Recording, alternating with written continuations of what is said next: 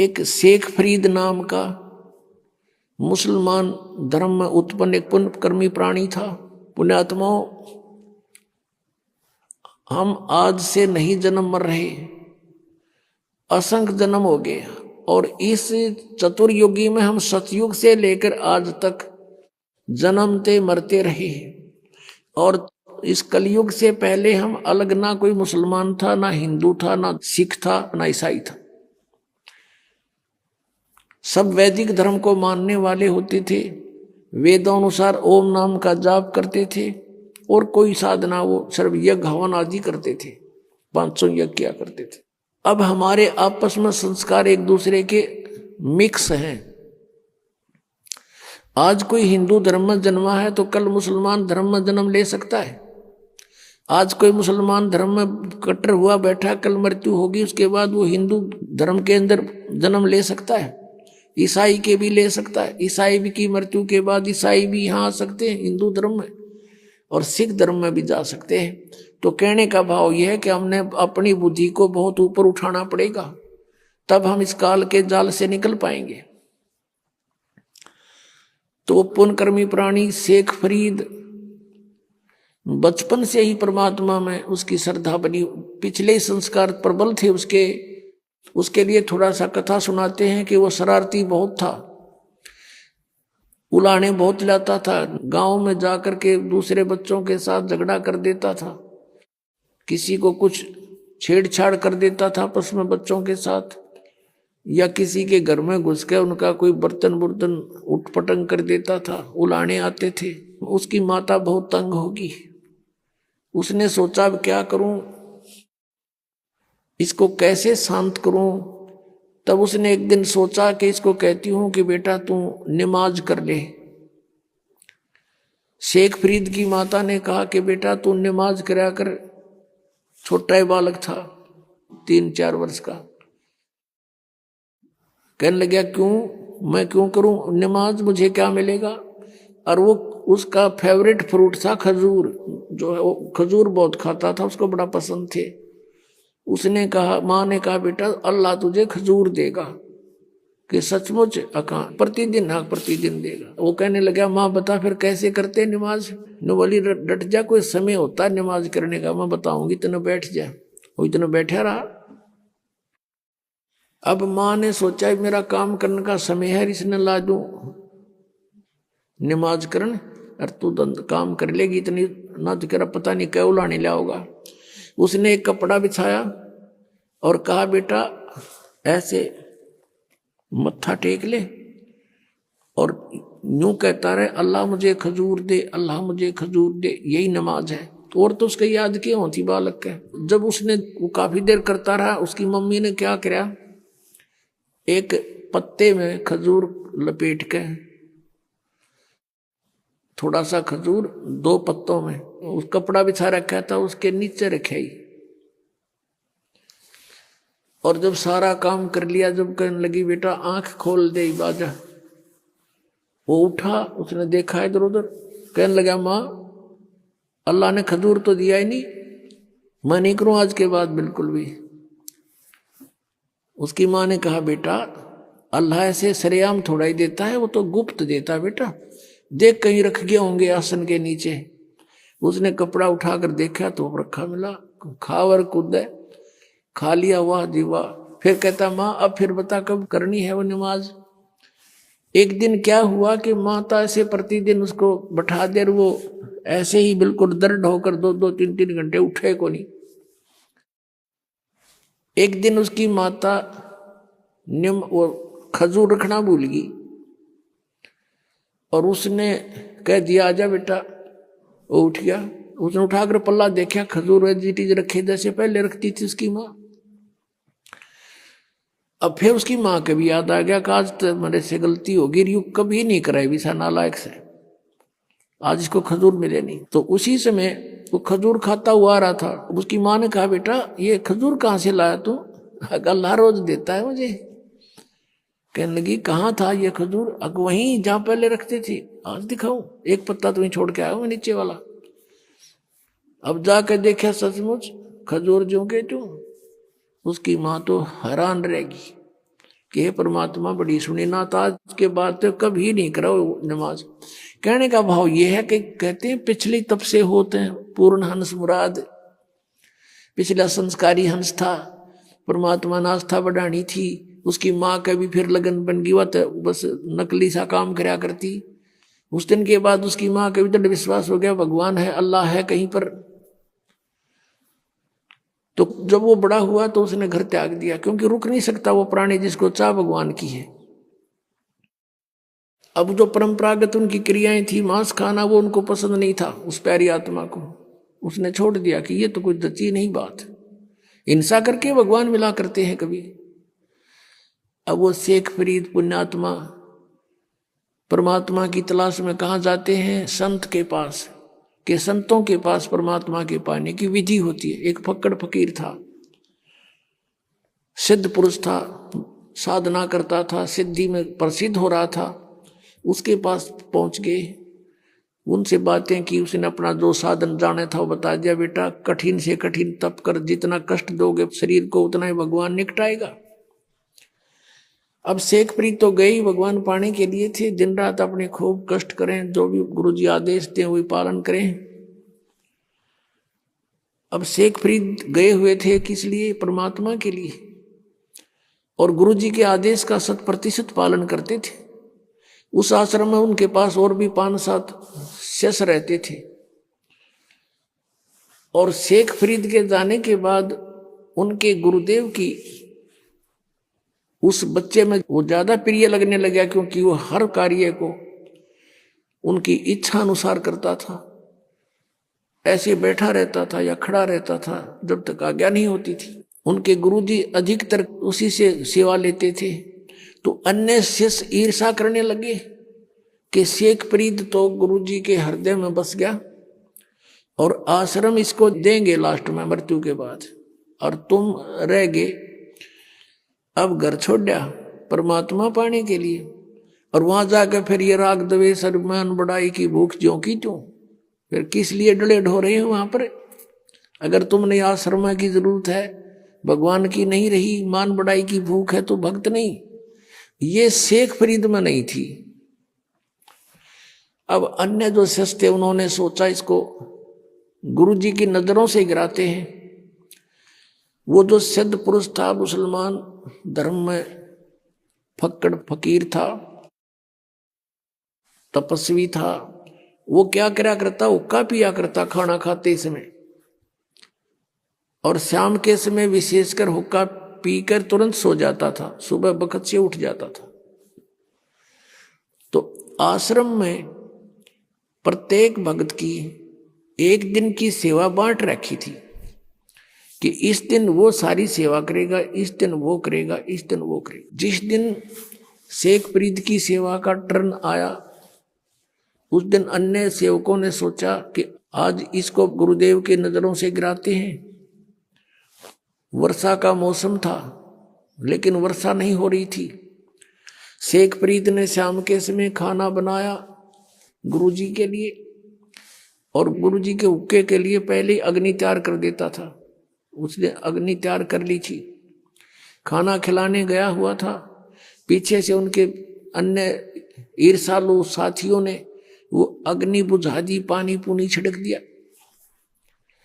अब शेख फरीद ने तो ये सोचा था कि 2 मिनट में हुक्का भर के दे दूंगा, और वो गुरुजी इतना क्रोधी था, अगर 5 मिनट लेट हो जाता ना कोई भी किसी कार्य में, उससे इतना नाराज हो जाता, उसको डंडे मारता था और कई दिन तक उसको सेवा नहीं देता था। तो अब शेख फरीद जी गए अपनी मस्ती में कि जाके हुक्का भर दूंगा, जाके देखे आग नहीं है। अब शेख फरीद को तो भाई चिंता का विषय हो गया, इधर देखा उधर देखा, अग्नि नहीं बिल्कुल भी। थोड़ी सी दूर पर देखा कि गांव था, नगर था, वहां से 1 किलोमीटर की दूरी पे वहां धुआं उठ रहा था। चलम उठा के भाग लिया पूरी स्पीड पे। वहां जाकर देखा तो एक माई चूल्हे में अग्नि जलाने की चेष्टा कर रही थी, फूंक मार रही थी, और आंखों में पानी गिर रहा था। धुआं वापस आकर उसको परेशान कर रहा था। अब शेख फरीद दौड़ा दौड़ा गया, माई माई। कहाँ, कौन है? हाँ महाराज क्या बात है? कि माई आग दे दो, हुक्का भरना है। वह माई थी नरी निकम्मी, नो बोली आंख फूट जाना जब आग मिला है, आंख फुटवा ले तू भी अपनी। अब वो बोला आदमी था, साधु संत बोले वाले होते हैं, अकमाई आंख फूटने से अग्नि मिल जाएगी? कहाँ मिल जाएगी? वनु का कर फिर फू फू करने लगेगी। अब उसने दे के चिमटा आंख में और बाहर निकाल कर रख दी, ले माई आग दे दे मुझे, ये आंख फोड़ ली मैंने। अब माई ने देखा, उसके तो पाया तलेगी धरती निकलेगी कि तू उस महात्मा का शिष्य है, वो बड़ा सिद्ध पुरुष है, और उसने कुछ वचन बोल दिए तेरा नाश हो जाएगा। उस माई ने सारी अग्नि बाहर काट दी चूल्हे थे, अकले बाबर ले। अब वो फटाफट धर के आकर उस आंख के एक बांध का कपड़ा सा और सपीटते फिर भाग लिया। उधर से गुरुजी ने आवाज लगाई, रे शेख फरीद, रे फरीद कित मर गया। तीसरी आवाज जब लगाई, जब 2 एकड़ की दूरी से आवाज करी, आ गया गुरुजी, आ गया गुरुजी। गुरुजी ने पूछा भी क्या बात है, इतनी देर कैसे लगा दी? जी आग, मौसम वर्षा का था, गुरुदेव अग्नि जलाई थी लेकिन आग बुझ गई, गांव से दौड़ के लाया हूं। अच्छा रख दे। अब अग्नि रख दी, वो तो उक्का पीड़ के सोने की तैयारी में था, उसने देखा अंधेरा सा हो गया था, आंख का क्या लग गया? जी आपके रहते क्या लगे गुरुदेव, क्या लगे? नुके के बाहर निकल गया। अच्छा भाई, अब माई ने सारी रात काटनी मुश्किल होगी, अब तेरे ऊपर बिजली गिरेगी, वो बताओगा गुरुजी को ऐसे ऐसे, और ये सिद्ध पुरुष है को वचन बोल दिया तेरा नाश होगा। सुबह सुबह जाली माई लेकर के उसको आंख को मटके के कापण पर ढक्कन पर रख कर लेगी और कहा महाराज मेरे से गलती होगी, माफ कर दियो, आपका शेष अग्नि लेने गया था, मैं ऐसे ऐसे धूमे में दुखी हो रही थी और मेरे मुख से निकल गया कि आंख फुटवा ले, आंख फुटते तो अग्नि मिलती है, और आप कैसे से ने आंख निकाल कर रख दी, महाराज मेरे फिर गलती होगी, माफ कर दो। माथा टेक कर रोए बुढ़िया माई। अब उस गुरुजी के समझ में नहीं आ रही या कहना के चाह रही है। वो बोला माई मुझे ढंग से बता क्या बात है। कहने लगी जी ऐसे ऐसे बात थी। शेख फरीद को बुलाया, अरे फरीद इधर आ। कहाँ जी? अरे क्या हो गया? आपके रहते क्या हो गुरुदेव, आपकी दास को आपके रहते क्या होना था, ये कपड़ा क्यों बांध रखा है? जी ऐसे ही करके बोला खोल दे इसको। उसने कपड़ा खोल दिया तो आंख ज्यों की त्यों पाई उस फरीद की। अब वह माई देख कर हैरान रहेगी, लेकिन दूसरी आंख से वह कुछ छोटी बन गई, ये यकीन दिलाने के लिए कि सचमुच ये घटना घटी है। अब पुण्य आत्माओं, ऐसे सिद्ध पुरुष और ऐसे करामात दिखा देते हैं तो फिर उसके ऊपर शंका हो किसने? अब ये बातें अब तत्व ज्ञान से आपका समझ में आएंगी कि ऐसा सिद्ध पुरुष था वो तपस्वी होका पहाड़ कि उसके क्योंकि पिछले संस्कार थे उन पुनकर्म प्राणियों के, पिछले ही तप से होते हैं पूर्ण हंस मुराद। वर्तमान की सिद्ध साधना कुछ थी नहीं उनकी, दोनों की, ना शेख फरीद की थी ना उस गुरु की थी, पिछले संस्कारों से थी, पिछले जन्म जन्मों के वो विद्यमान होते हैं। तो भी उन्हीं को अंगड़ाई आती है भक्ति की, घर त्याग देते हैं, लेकिन आगे साधना ना होने से वो अपनी बैटरी डिस्चार्ज कर जाते हैं ऐसे सिद्धि दिखाकर। अब सब जगह आसपास चर्चा का विषय हो गया, उस महाराज की वाह वाह होगी कि एक बालक की ऐसे ऐसे आंख भी पूरी कर दी उसने। सारी जनता आसपास की पूजन लायक गिर, वो महात्मा सिद्ध पुरुष और सुप्रीम वो हो गया वहां का संत। अब कुछ दिनों के बाद क्या हुआ कि उसकी मृत्यु होगी। मृत्यु के उपरांत शेख फरीद ने वो आश्रम त्याग दिया, सोचा साधना करनी है। गुरुजी ने कहा कठिन तप करो, भगवान निकटावेगा, उसके दीदार हो जाएगा। शेख फरीद तो परमात्मा पाने के लिए घर से निकला था और भगवान ना मिला तो इस मनुष्य शरीर का बनेगा क्या, मैं करूंगा क्या इस मिट्टी का, ये सोचकर गुरुजी के आप बताए अनुसार घोर तप शुरू कर दिया। एक वृक्ष की मोटी टहनी कुएं के ऊपर से गई हुई थी। उसने सोचा बहुत साधना कर ली, वैसे करता हूं। ऊपर रस्सा बांध लिया वृक्ष के और अपने पैरों में बांध लिया दोनों में, और शेष रस्सा नीचे को लटका दिया और उल्टा लटक गया। अब 12 वर्ष तक उसने उल्टा लटक के कई घंटों कुएं में साधना की, और 12 वर्ष के अंदर 50 किलो अन्न खाया था शेख फरीद ने। 50 किलो 12 वर्ष में। यदि 10 ग्राम भी हम सोच कर चल रहे हैं तो एक महीने की भी 10 ग्राम तो होता भी कुछ को ना, 100 ग्राम माने तो भी एक महीने की ही 36 किलो हो जाती है। अपने आत्मा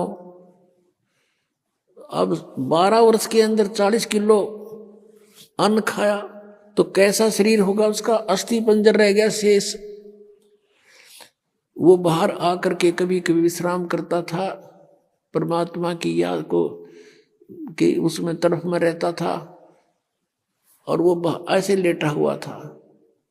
कौव्या ने देखा कि ये व्यक्ति मर चुका है। वो उसके ऊपर आकर बैठ गए।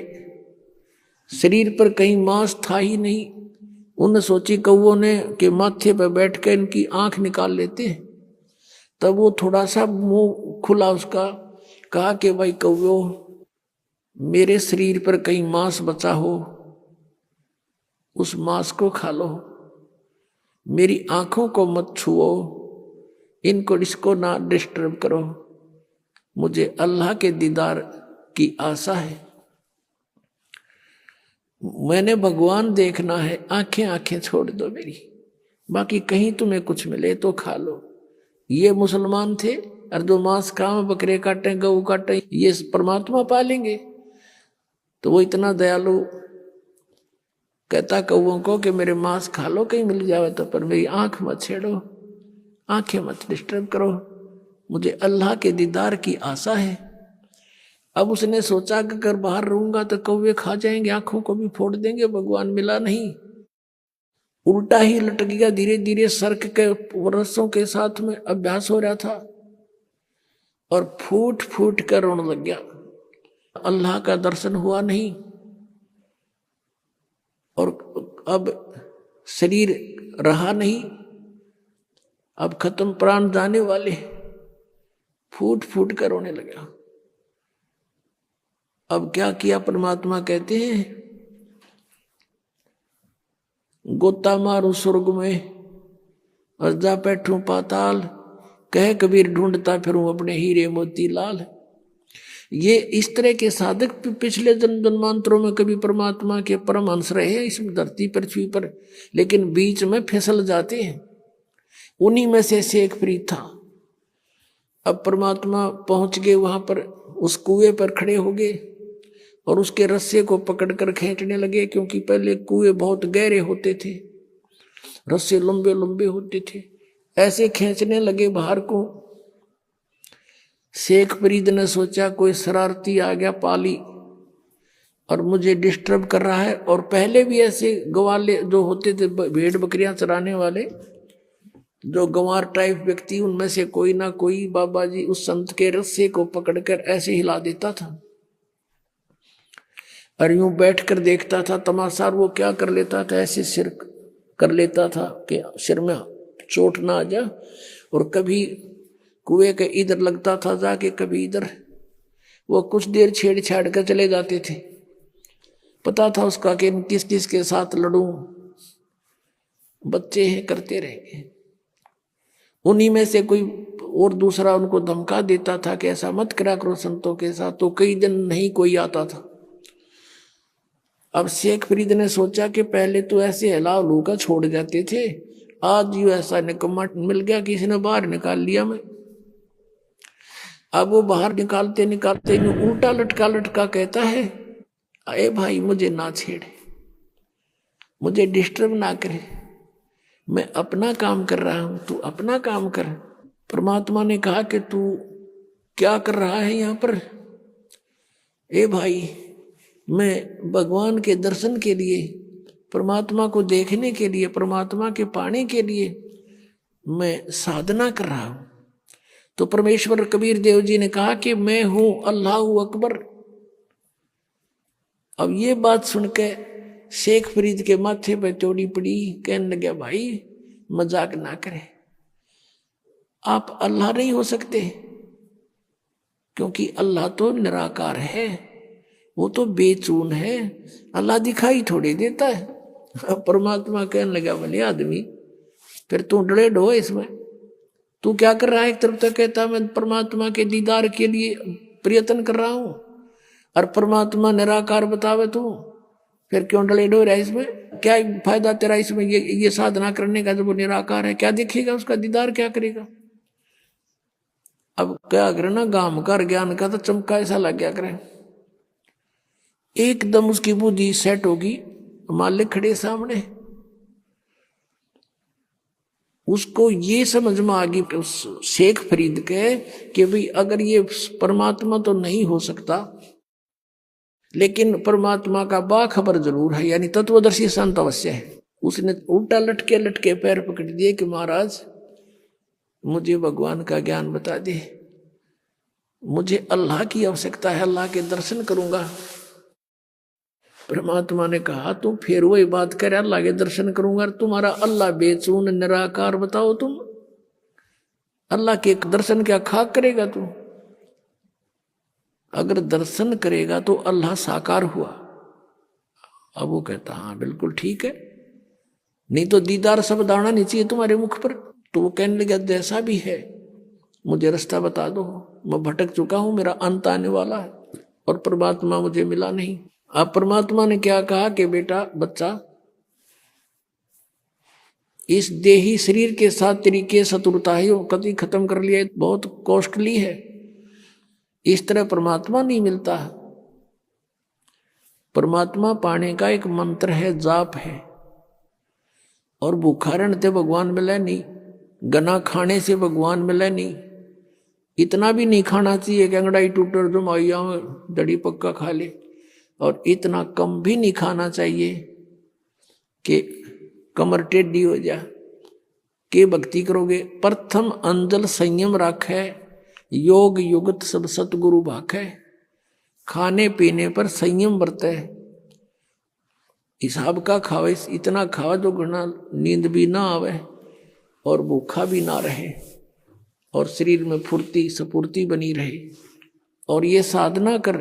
फिर शेख फरीद को धीरे धीरे खाना खिलाया, फल खिलाए, फूल खिलाए, फिर धीरे धीरे खाना खाने लगा और फिर वो परमात्मा के साथ ही हो लिया। अब पुण्यात्मा कबीर परमेश्वर जी वो पूर्ण परमात्मा है, अल्लाह अकबर हैं। अल्लाह कबीर कहो चाहे कबीर अल्लाह कहो, गौड कबीर कहो, कबीर साहब कहो, अल्लाह अकबर कहो, अल्लाह कबीर या अकबर एक ही बात है। ऐसे अपनी प्यारी आत्माओं को फिर से सतमार्ग पर लगाते हैं, उनकी बैटरी चार्ज करते हैं।